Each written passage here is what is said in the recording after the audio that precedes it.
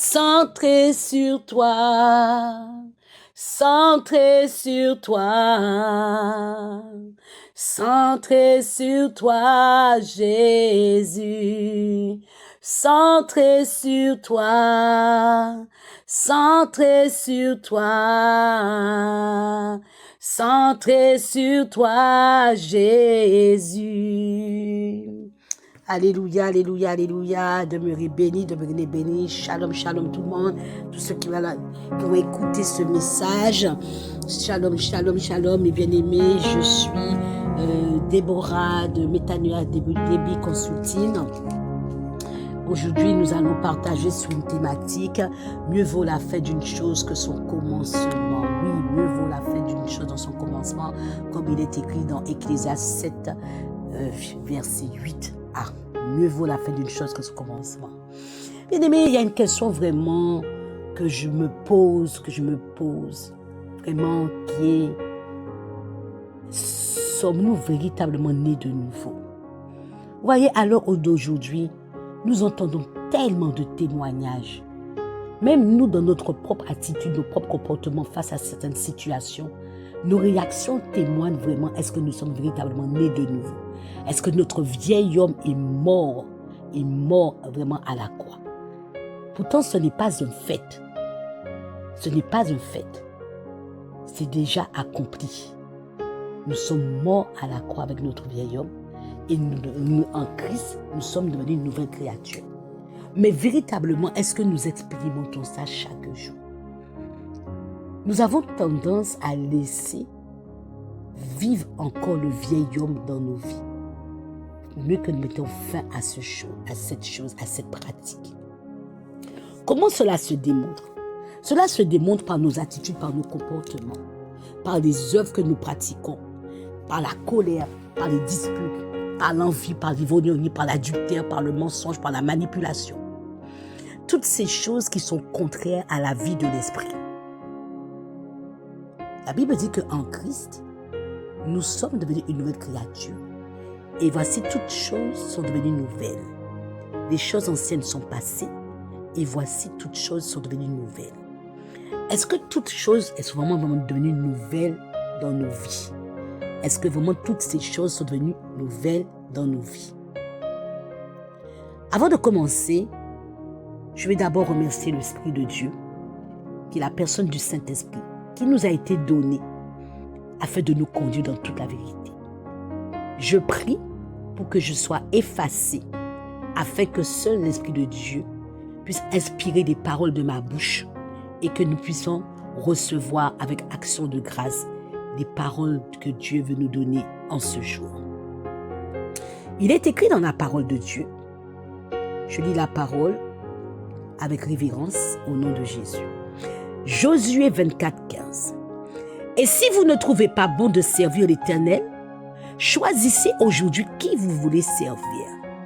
Ou les dieux que servaient vos pères, au-delà du fleuve, ou les dieux des Amoréens, dans le pays desquels vous habitez. Moi et ma maison, nous servirons l'Éternel.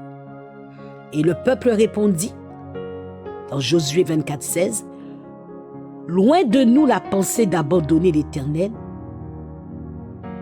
et de servir d'autres dieux.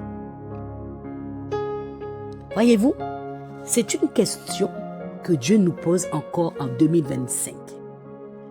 Il nous dit de choisir aujourd'hui, en 2025, en avril 2025, qui on veut servir. On veut servir les dieux que servaient nos pères ou on veut servir Dieu. Voyez-vous, beaucoup d'entre nous, nous sommes enfants de Dieu, mais nous sommes enfants de Dieu de la bouche, mais le cœur est corrompu, le cœur est impur, parce que nous sommes dans toutes sortes de péchés cachés, connus ou inconnus, et que nous appelons mal ce que Dieu appelle bien, et que nous appelons bien ce que Dieu appelle mal. Bien-aimés les transformés, nous devons savoir qu'est-ce que nous voulons choisir aujourd'hui, avant qu'il soit trop tard. Voulons-nous faire partie des 5 vierges folles ou des 5 vierges sages?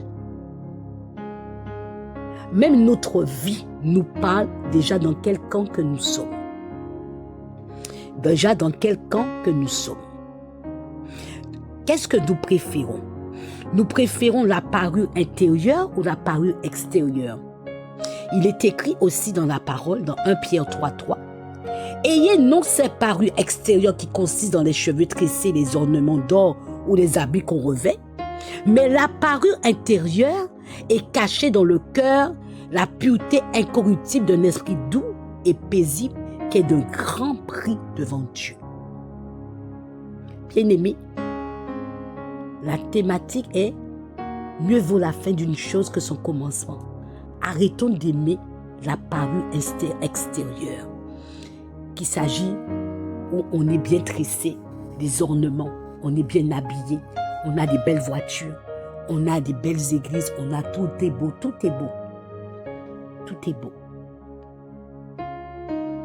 On a des entreprises, on a tout ce qu'on veut. Mais cette parure qui a un grand prix devant Dieu, c'est cette parure intérieure. Qu'est-ce qui nous habille? Nous sommes habillés de quelle parure aujourd'hui? Nous sommes habillés de quelle parure? Dieu nous demande de choisir la parure intérieure, de la rechercher, qui est une parure avec un cœur pur, un esprit doux, un cœur pur, un esprit doux, paisible, un cœur incorruptible. Malheureusement, nous sommes tombés dans l'idolâtrie. L'idolâtrie de l'argent, l'idolâtrie des hommes. Nous appelons conjuration ce que Dieu n'appelle pas conjuration. Bien-aimés, qui nous devons chercher à plaire? Qui nous plaisons? Qui est la personne qui a pris la première place dans nos cœurs? Est-ce que c'est Dieu? C'est lui qui règne dans nos cœurs? Est-ce que c'est le Saint-Esprit qui règne dans notre cœur? Parce que si c'est le Saint-Esprit, nous allons nous laisser conduire par l'Esprit et nous n'allons pas accomplir les désirs de la chair qui sont contraires à ceux de l'Esprit. Nous devons arrêter ça et choisir la parure intérieure. Mieux vaut la fin d'une chose que son commencement. Alléluia. Je nous rappelle cette parole. Dieu nous dit ce que nous étions avant d'avoir donné notre vie à Jésus. Voilà ce que nous étions. Il est écrit dans la parole dans 1 Corinthiens 6, 9. Je lis la parole avec révérence au nom de Jésus. Ne savez-vous pas que les injustes n'hériteront point le royaume de Dieu? Ne vous y trompez pas, ni les impudiques, ni les idolâtres, ni les adultères, ni les efféminés, ni les infâmes, ni les voleurs, ni les cupides, ni les ivrognes, ni les outrageux, ni les ravisseurs n'hériteront le royaume de Dieu.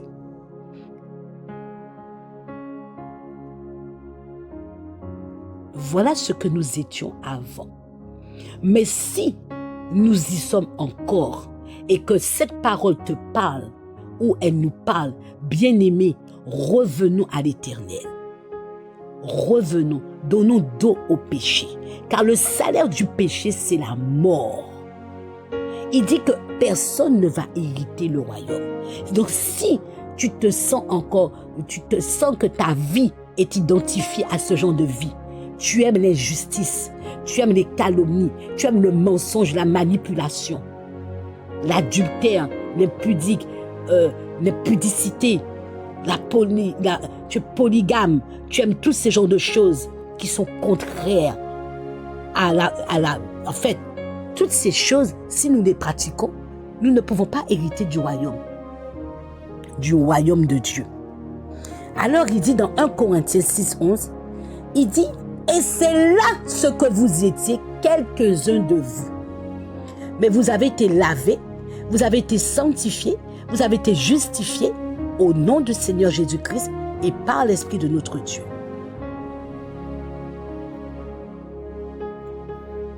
Bien-aimés les transformés, cette parole n'est pas une promesse, c'est un fait. Mais si nous piétinons l'œuvre de la croix pour accomplir les désirs de notre chair, et mettre le Saint-Esprit sur mute et de dire moi, on m'a fait ça. Moi, on m'a marché sur le pied, je marche sur le pied. Moi, on m'a parlé mal, je fais ça. Moi, on ne m'écoute pas. Moi, alors, ok, moi, je vais prendre une autre femme, je vais prendre un autre mari. Moi, on n'a pas d'argent. Moi. Bien-aimés, vous entendez parfois même dans les propos de certaines personnes qui sont soi-disant nées de nouveau, qui vont vous dire, moi, même si qu'un homme me trompe, dès que mon mari me donne de l'argent, ça ne me dérange pas qu'il me trompe. L'important, c'est qu'il me donne de l'argent. Est-ce qu'on se marie pour vivre avec un homme qui nous trompe? Est-ce qu'on se marie pour que demain, ton mari te trompe et t'amène des maladies? Et qui t'amène la mort prématurée? C'est un exemple que je suis en train de vous donner. Est-ce que cette personne, elle est vraiment née de nouveau? Quand vous entendez ce genre de discours, est-ce que c'est quelqu'un qui est vraiment né de nouveau? Celui qui est né de nouveau, il a fait mourir son vieil homme. Son vieil homme n'existe plus. Ses ambitions, il n'est plus dans ses ambitions. Il n'est donc plus dans sa volonté. La Bible dit que lorsque Jésus s'est retrouvé sur le chemin de la croix à Gethsémani, la Bible dit qu'il a tellement porté le péché de l'humanité. Il avait des grumeaux de sang. Qu'il a élevé la voix. Il a dit, Père, si tu pouvais m'épargner cette coupe. Mais la Bible dit que lorsqu'il s'est sans doute souvenu qu'il n'était pas là pour être là, il n'était pas en train d'accomplir l'œuvre de la croix en vain. Il était en mission. Il a dit, non pas ma volonté, mais ta volonté. Mais combien d'entre nous, nous avons choisi à imposer Dieu notre volonté permissive et de dire à Dieu, toi, ta volonté parfaite, je n'en veux pas. Même si c'est ce qui est bon pour moi là. Toi, tu estimes que c'est parfait. Mais moi, je choisis la volonté permissive. Voyez-vous, beaucoup, nous avons choisi de nous créer notre Ismaël. Nous créons notre Ismaël. Nous fabriquons notre Ismaël. Et puis, nous allons dire que c'est Dieu qui a béni. Dieu ne bénit pas ce qu'il n'a pas commencé. Dieu ne protège pas quelque chose qui n'est même pas dedans. C'est pour ça qu'il est écrit que nul n'a le droit de séparer ce que Dieu a uni. Quand c'est Dieu qui t'a uni avec un homme ou avec une femme, aucune personne ne peut séparer. Parce que Dieu même fait ton palabre, Dieu même combat pour toi. Mais sommes-nous vraiment nés de nouveau? Il va falloir que nous posions la question au Saint-Esprit pour qu'il nous montre. Si tu acceptes le péché, si tu tolères le péché, si tu vois quelqu'un à côté de toi qui pêche et que tu laisses passer comme ça, la Bible dit que si Dieu te demande de parler à cette personne et tu choisis de ne pas lui parler, Dieu va te demander le sang de cette personne. Bien-aimés, nous devons savoir, mieux vaut la fin d'une chose que son commencement. Il dit que vous avez été avant. Certains d'entre vous, vous étiez comme ça dans cette vie. Aujourd'hui, cette parole, Dieu est en train de nous la dire en 2025, en avril 2025. Entre en toi-même. Nous sommes en train d'entrer dans le 2e trimestre. Entre en toi-même et dis à Dieu, Seigneur, c'est quoi cette vie? C'est quoi cette vie? Est-ce que j'ai vraiment choisi Jésus? La Bible dit, Dieu a dit, ce peuple m'honore des lèvres, mais son cœur est loin de moi.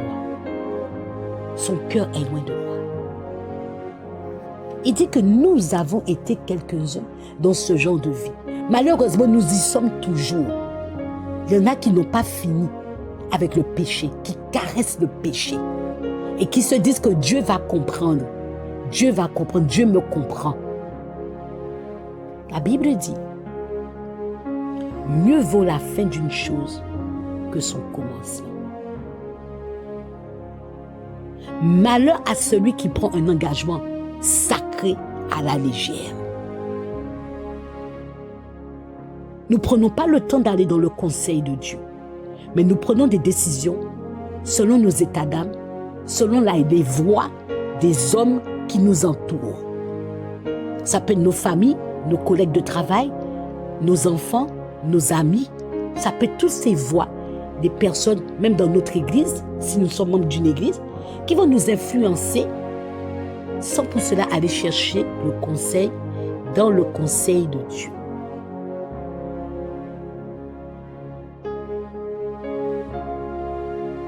Alors que le Saint-Esprit nous a été donné pour nous conduire dans toute la vérité. Mais nous avons peur de la vérité. Nous n'aimons pas la vérité. Parce que la vérité, elle a franchi.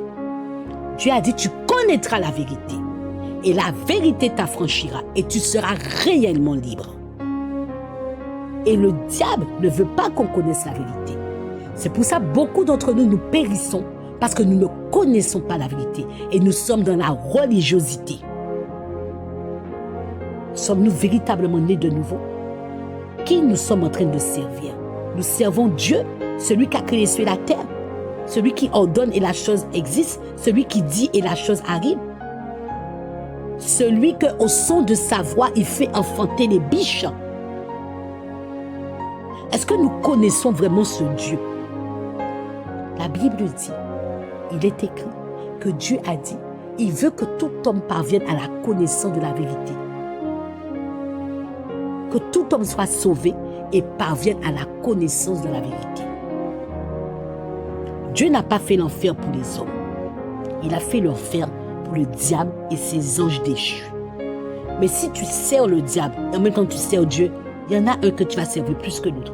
Tu vas délaisser un peu servir l'autre. Tu dois savoir qui tu veux servir. Les dieux de tes pères, qui étaient tes ancêtres, qui étaient tes arrières et tes arrière. Quelles étaient leurs pratiques? Quel est le pacte? Quels sont les engagements? Quels sont les accords, les alliances qui ont été faites?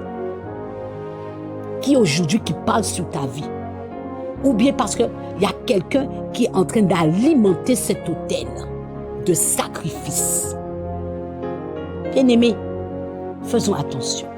Si nous sommes encore dans ce genre de vie, que Dieu nous fasse la grâce de pouvoir nous repentir et de revenir à lui de tout son cœur, de tout notre cœur, de nous humilier devant lui, de reconnaître que oui, j'ai péché contre toi. La Bible dit que David était l'homme selon le cœur de Dieu, parce que David était quelqu'un qui était capable de dire, oui Seigneur, je reconnais que moi j'ai péché contre toi et contre toi seul, comme il est écrit dans le Psaume 51.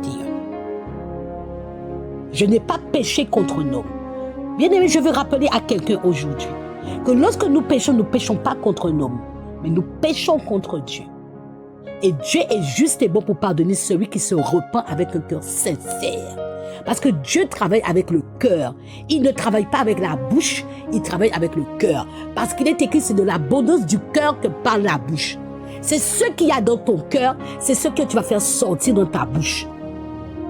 Si dans ton cœur tu as la parole de Dieu, tu pourras dire au péché, il est écrit de ne pas tenter Dieu.